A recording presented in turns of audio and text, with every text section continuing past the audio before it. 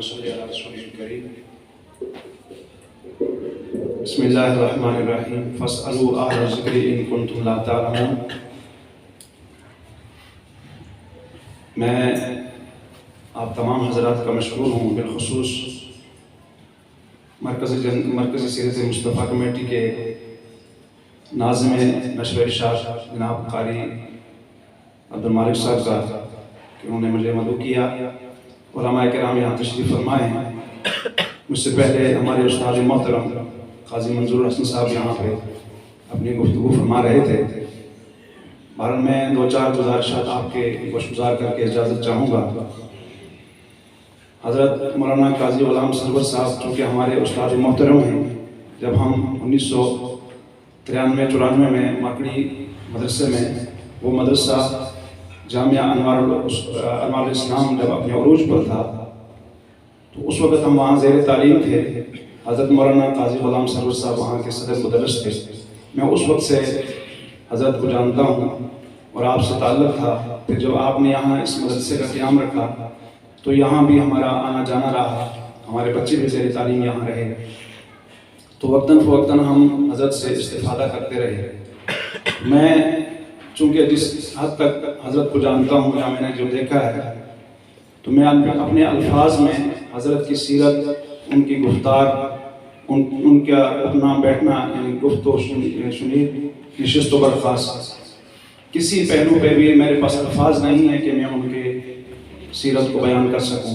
بہرکیف میں یہ سمجھتا ہوں کہ ہم ایک بہت بڑے سرمایہ سے محروم ہو چکے ہیں اور ہماری دینی اور ہماری مذہبی صفوں کے اندر ایک بہت بڑا خلا پیدا ہوا ہے جس کا پر کرنا ہمارے لیے بہت ہی ناممکن ہے۔ اور یہ ادارہ جو ہے ہمارے لیے حضرت کی طرف سے ایک بہت بڑا انعام اور تحفہ ہے۔ اس ادارے کو اس علاقے میں انہوں نے جو اس کا قیام عمل میں لایا تو اس علاقے اور اس بستی والوں کے لیے اللہ تعالیٰ کی طرف سے بہت بڑا انعام اور رحمت ہے۔ تو میں اپنی طرف سے مرکزی سیرت مصطفیٰ کمیٹی کی طرف سے اور اپنے تمام جملہ ذمہ داران عہدیداران اپنے بزرگوں کی طرف سے حضرت مولانا قاضی غلام سرور صاحب کے شاہزادگان، ان کے پسماندگان اور جتنے بھی سوگواران ہیں ان سب کے ساتھ تعزیت بھی کرتا ہوں اور اللہ تبارک و تعالیٰ کی بارگاہ میں دعا گو ہوں رب تعالیٰ جل شانہ علماء کرام کی کا جو سایہ ہے ہمارے سروں پہ ہمیشہ کے لیے قائم فرمائے اور قائم دائم رکھے، اور حضرت مولانا قاضی غلام سرور صاحب کو اللہ جل شانہ کروٹ جو ہے چین سکون نصیب فرمائے اور جنت الفردوس میں اعلیٰ مقام نصیب فرمائے۔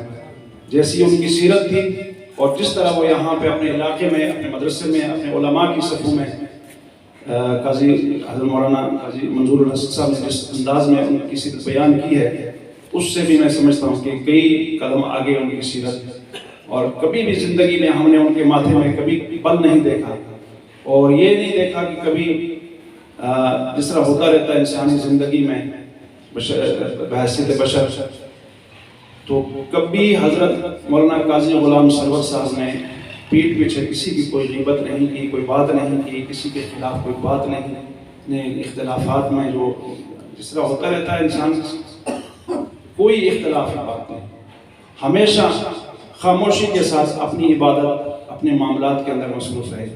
اللہ رب العالمین سے دعا ہے اللہ جل شانہ ان کی قبر کو اپنے نور سے منور فرمائے اور اللہ تعالیٰ ان کو کروڑ کروڑ سکون اور چین نصیب فرمائے۔